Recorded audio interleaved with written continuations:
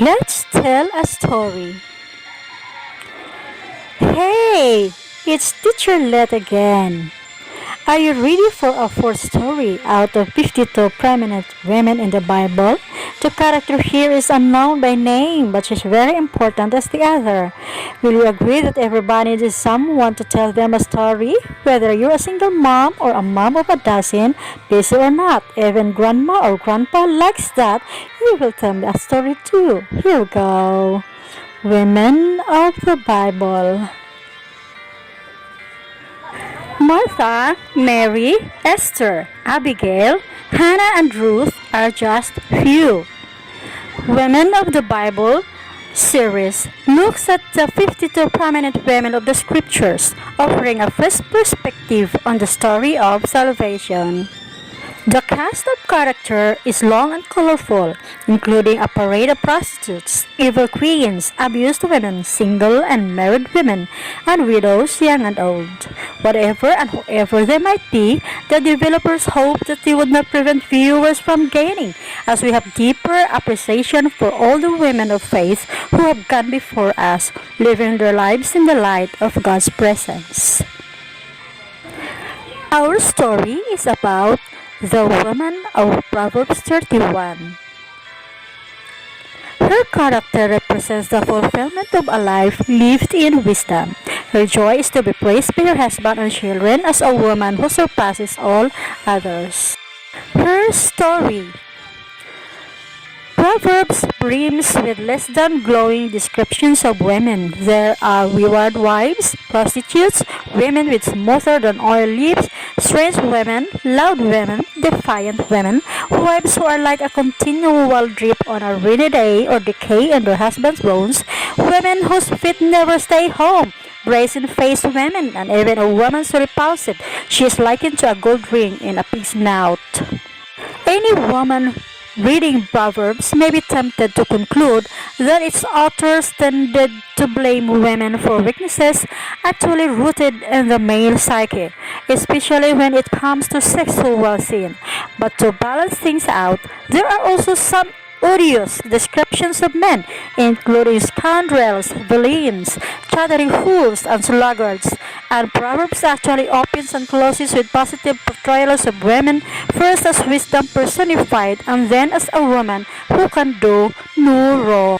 Just who was this woman on a pedestal described in Proverbs 31? Was she, as many think, the ideal wife and mother? In traditional Jewish homes, the husbands and children recited the poem in Proverbs 31 at the Sabbath table, written as an acrostic. Each line begins with a Hebrew letter in alphabetical sequence, making it easy to memorize. The poem describes a wealthy, aristocratic woman with a large household to direct. She was hardworking, enterprising, capable, strong, wise, skilled, generous, thoughtful of others, dignified, God-fearing, serene, a tremendous credit to her husband. She arose while it was still dark to feed her family. She looks at a field, considered its merits, and purchased it. She wove cloth and made linen garments, which she then sold. Her children arise and call her blessed, her husband also, and he praises her. Many women do noble things, but you surpasses them all. Verse 28 and 29. The description of the woman in Proverbs 31 offer a refreshing contrast to other ancient depictions of women, which tend to portray them in more frivolous and decorative terms, emphasizing only their charm or beauty. Still, the perfect woman of Proverbs 31 hasn't always been a friend to ordinary women. In fact, she has sometimes been rubbed into the faces of lesser women by critical husbands and preachers unable to resist the temptation. What woman could ever measure up to her? And is a woman's worth to be measured only by what she can accomplish in the domestic sphere? Or is the woman in Proverbs 31 a symbol of all the contributions a woman could make within the culture of her day?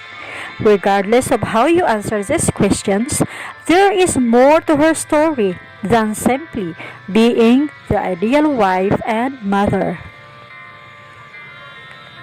Before we can discover more about her true identity, it is worth posing a broader questions. Are there really all that many women running around in the pages of Proverbs? Perhaps in fact, there are only two main women in Proverbs, the wise woman and the woman of folly, as some have called her. The latter encompasses the adulteress and her many wicked counterparts. The former encompasses wisdom in the abstract and wisdom made concrete in the woman of Proverbs 31. In Proverbs 31, verse 13 to 16, a young man is instructed, "Blessed is the man who finds wisdom, the man who gains understanding, for she is more profitable than silver and yields better returns than gold. She is more precious than rubies. Nothing you desire can compare with her. Long life is in her right hand, in her left hand are riches and honor." Here is wisdom in the abstract, personified as a woman. Who can find a virtuous woman? For her price is far above rubies. Proverbs 31:10. Proverbs 31 echoes this praise. A wife of noble character, who can find? She is worth far more than rubies. She brings him good, not harm, all the days of her life. She selects wool and flax and works with eager hands. She is like the merchant ships, bringing her food from afar. She gets up while it is still dark. She provides food for her family and portions for her servant girls. She considers a field and buys it. Out of her earnings, she plants a vineyard. Verse 10, 12 to 16.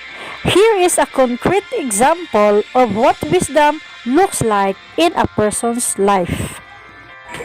By contrast, the man who welcomes the brazen-faced woman, the prostitutes, the adulteress, is nothing but a fool.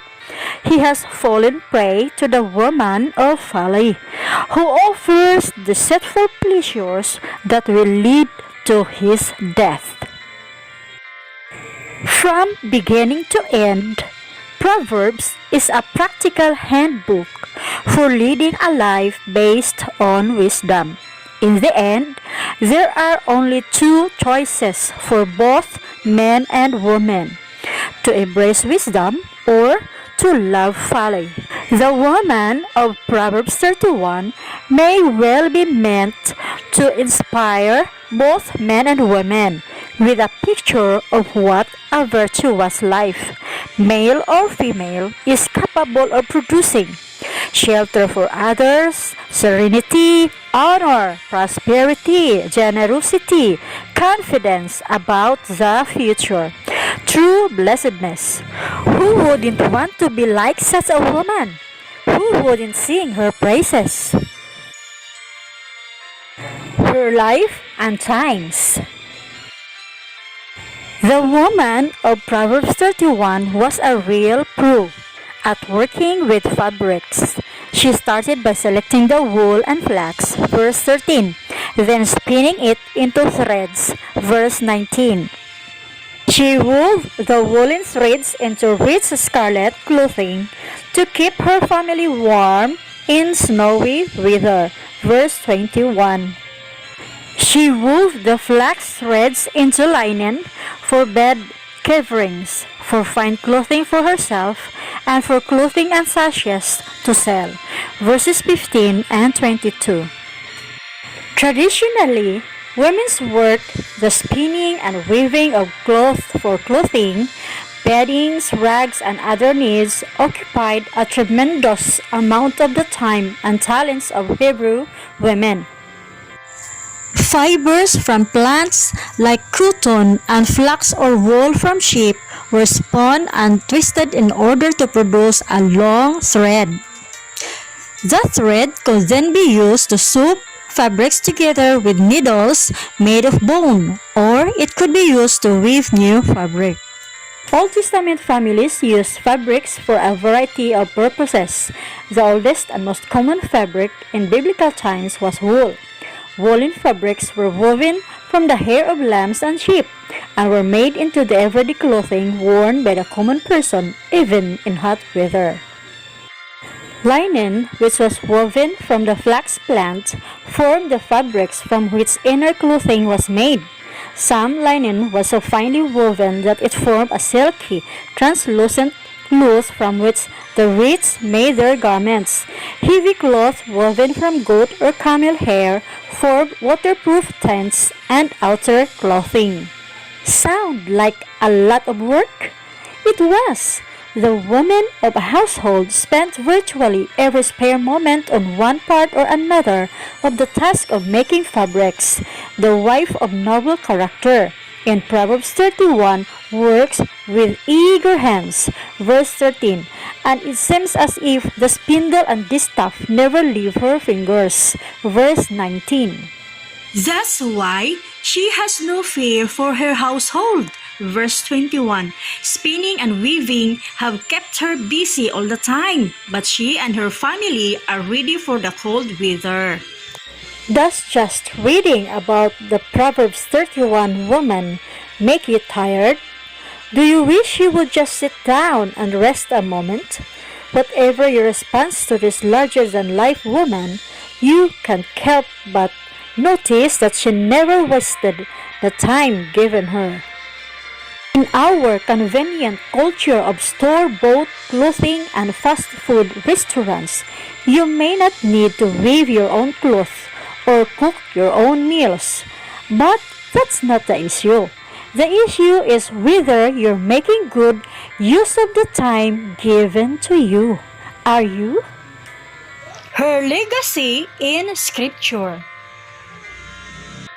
Read Proverbs 31, 10-12. Describe the relationship between this woman and her husband. What aspects of the relationship do you wish were part of your relationship with your husband? If you are married, what can you do to improve your relationship in that area? Read Proverbs 31, verse 13-22, 24, and 27. List some of the different tasks that keep this woman busy. Now, list how she goes about her work. What keeps you busy? In what ways can you improve your attitude about your work? Read Proverbs 31, 23, then 25-26. Why can the woman of Proverbs 31 laugh at the days to come? Doesn't she have anything to worry about? Why or why not? What worries you? What can you do to be more like the woman of Proverbs 31 and laugh at the days to come? Please read Proverbs 31 verse 28. What do this woman's children and husband do when she comes into the room? Why do you think they are so respectful?